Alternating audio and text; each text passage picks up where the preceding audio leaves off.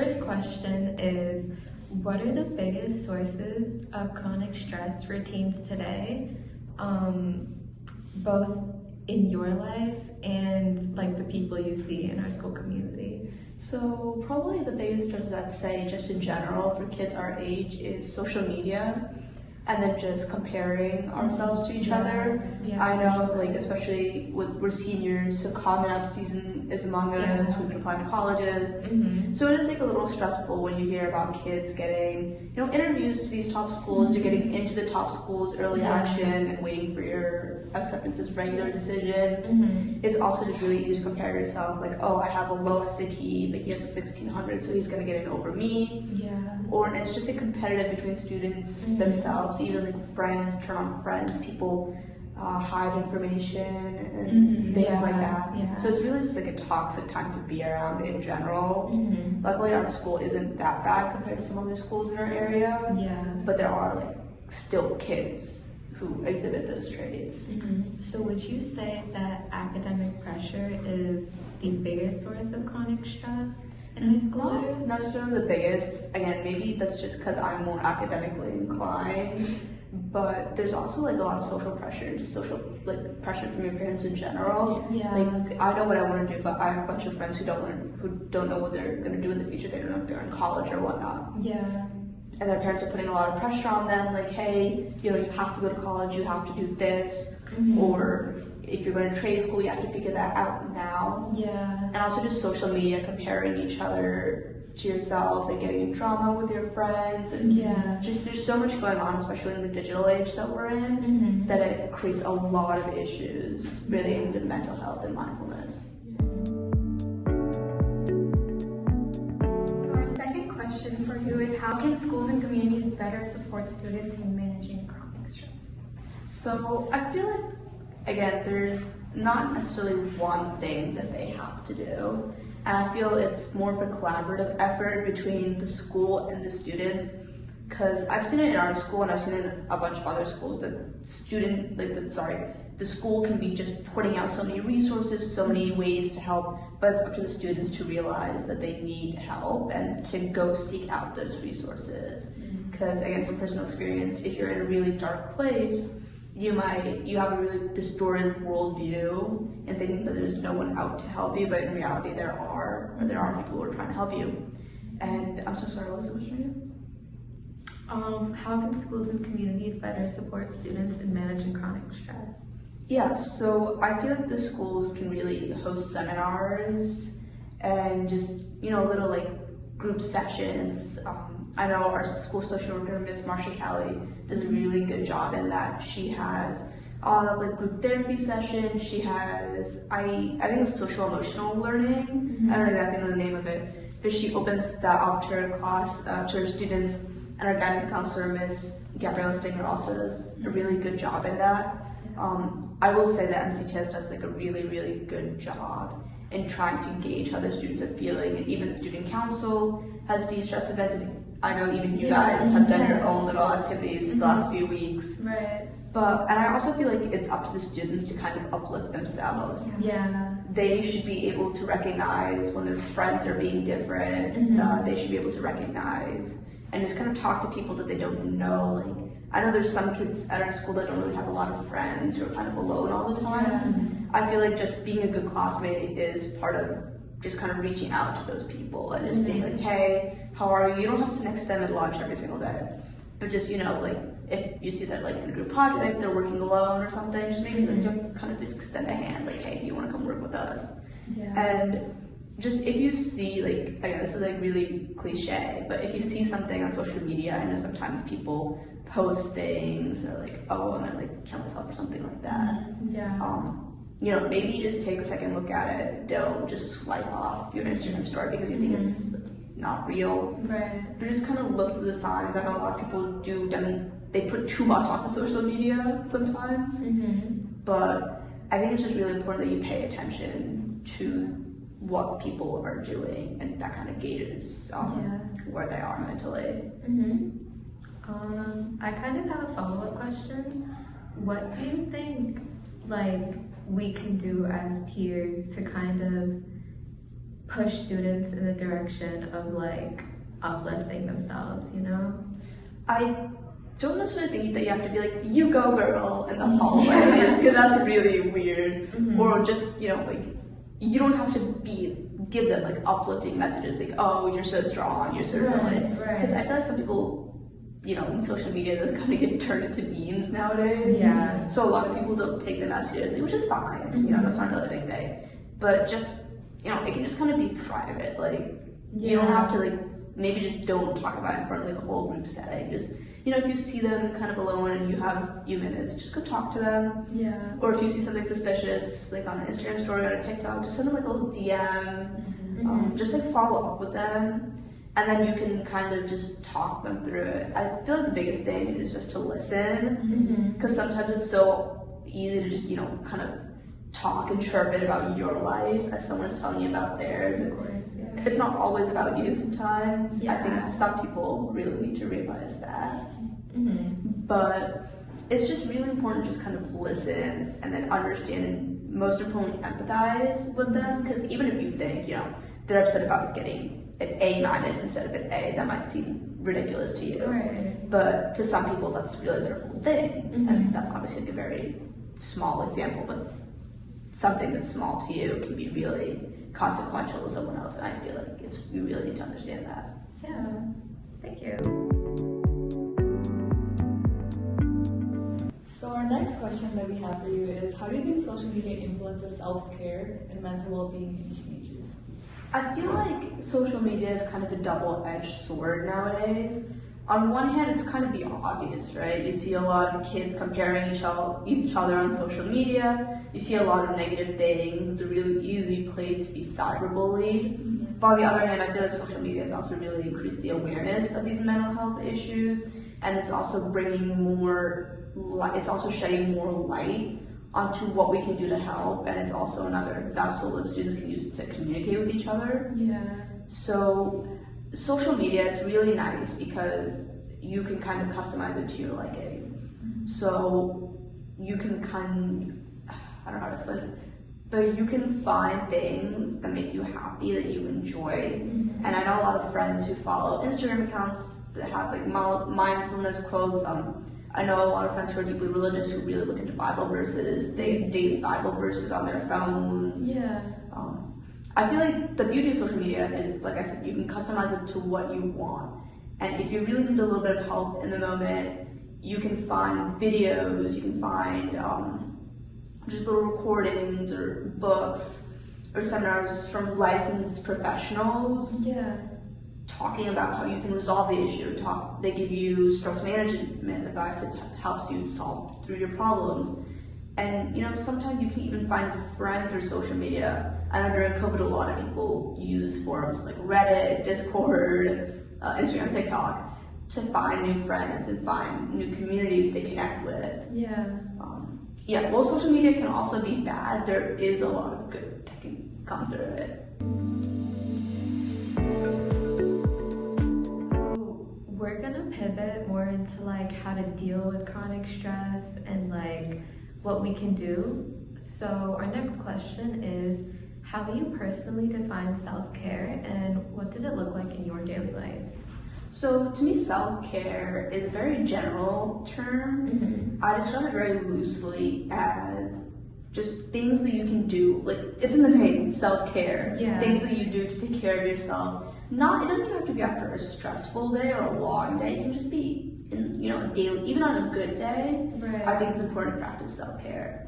So I actually got asked the same question in an interview a few days ago. Oh, nice. So I was talking a little about my activities and she asked me what I do, so I'll give you a small answer.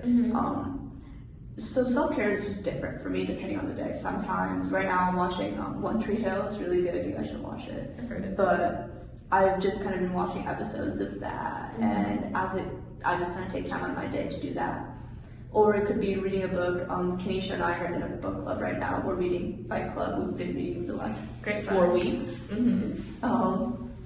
So just kind of reading or hanging out with friends, just grabbing lunch. Yeah. We like to go to cafes a lot, so we do that. Or just, just sitting to myself, taking a shower, or driving. Oh yeah. So our next question is, what are some challenges teens face when trying to prioritize self-care? So the biggest challenge is we're so busy nowadays. Yeah. A lot of people have stuff they want to do to get into college, they have extracurricular activities, they have jobs, and then sports, and then sometimes you have to take care of your family. So the biggest barrier between us and self-care is time management. And a lot of adults like to say, oh, just prioritize your time better, don't procrastinate. But sometimes even if we do those, there's still not enough time. Yeah. Like I have to eat, I have to sleep, I have to go to school, I have to go to college class, I have a job, and I have to still study for my college class, and then I have extracurriculars. Right. So sometimes there's just not enough time for self-care. And honestly, I just don't have an answer for what to do if you don't have time. Because Yeah. I've encountered that situation. What I just don't do self-care that day. It's really taken a toll on me. I wish I had a better answer for you guys, but I really don't. Yeah. Do you think us teaching students more about time management would help, or is it just like a conundrum of sorts? I feel like it could, but at some point it just becomes beating a dead horse. Yeah. Because it's not just the schools that taught it, it's just everyone in our life has taught us about time management. So there's only so much time management can do if you have a busy schedule. Right. So you think it's more of like a societal issue of how much is expected of teens these days? Yeah, I think even if you don't do all the activities that I mentioned, Right. it still is kind of hard to put time aside for yourself. Just because, we wake up at 6 o'clock, school at 8, runs till 2:30, and then usually most teenagers, they have jobs, and then they come home, have dinner, and then we're so tired that we just sleep. There's not much time, maybe like 30, 45 minutes of just sitting idle in a day. Right. There's not much time for self-care. So even if societal pressures were removed, I feel like just the norms of going to school just takes up so much time in your day. And I'm not saying that we shouldn't go to school. I'm just saying that realistically, it's hard for a lot of people to be able to take care of themselves well, and that even goes for adults. Yeah. Okay, thank you. So our next question is, can mindfulness practice help improve academic performance? If so, how? I think it can. Yeah.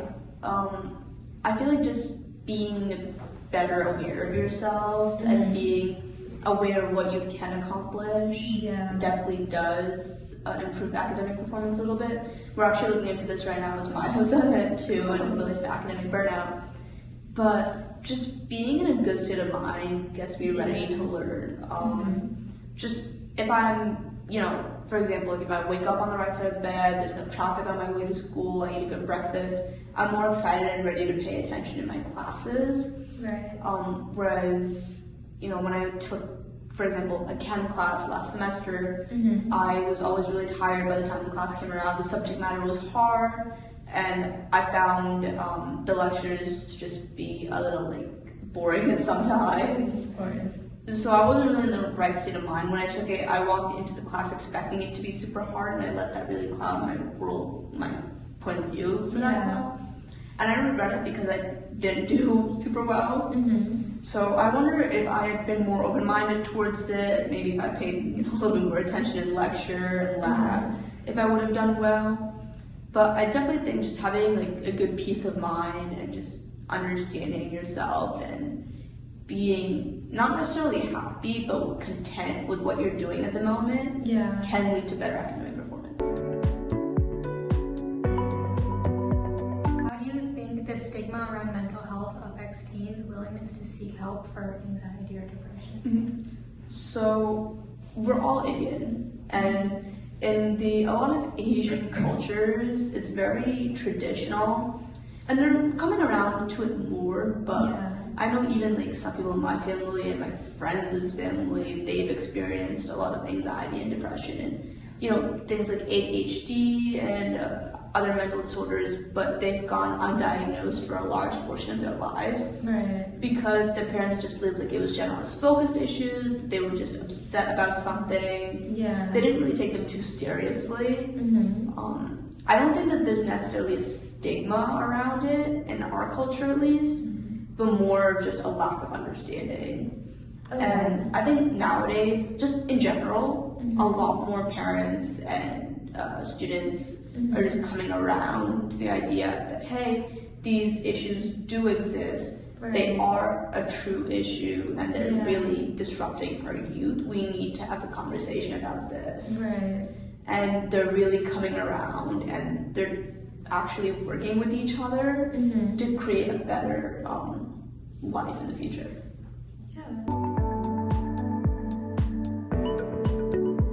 Our last question that we have for you is, what steps can we take as a society to normalize conversations about teen mental health and encourage more open discussions?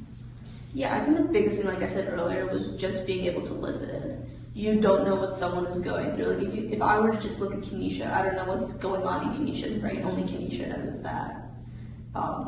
So I think it's just important that we listen, that we empathize with each other, that we truly figure out where we're coming from. And then also that we need to understand that this is a natural thing that happens. You can't control whether or not you're depressed or not. Yeah. Right? A lot of people, it's just easy to say, oh, just snap out of it, just be happy. Right. But for some people, that's truly not possible. So I feel like those three things are really key, and just understanding that we as a society can create change if we want to. We've already made tremendous steps within the mental health community in the last 4 years, ever since COVID happened. There's been a huge debate around it, and it's brought a lot of new issues to light, which I'm super, super grateful for. I think just having like sense and more conversations can really just bring us more steps in the right direction. Yeah. As a follow-up question, we talked about like as a society, what can we do? But what types of like interventions would you want to see in the school? Like, what do you think would have the most impact? Do you think it'd be like presentations or like de-stress events or something completely different? So the school has a little bit of a blurry line. So, and the school administrator side, I'll say this. I know a lot of my people that I've known have resisted talking to guidance counselors about mental health issues out of fear they would report them. And in defense of the school, it is a liability if they don't report them. So I understand where the school is coming from, but I also understand where my friends are coming from, because let's say they're having an issue with something at home, it might make the issue worse if, let's say, the guidance calls home and say, hey, so-and-so is having a tough time with this, it can create more issues. I feel like just administrator, like the school side, if the school can maybe find other measures, I know that they probably can't, but it's worth looking into that just to prioritize the well-being of the students. And on the student side, I feel like presentations, they're very overdone in a way. We just had a presentation today and I nearly fell asleep multiple points throughout the entire thing. But I think the de-stress events are really good, because especially as your brain is forming, it's really good to get some interaction. It's good to get some experience. That's why doctors and lawyers have to go through all those types of real life applications. I feel like if we have some sort of experience, some kind of events, it gets the student body more engaged than just a slideshow. Of course. Because there's more to the surface than that. And also, it's a really good way to get students interacting with other students, like I said before.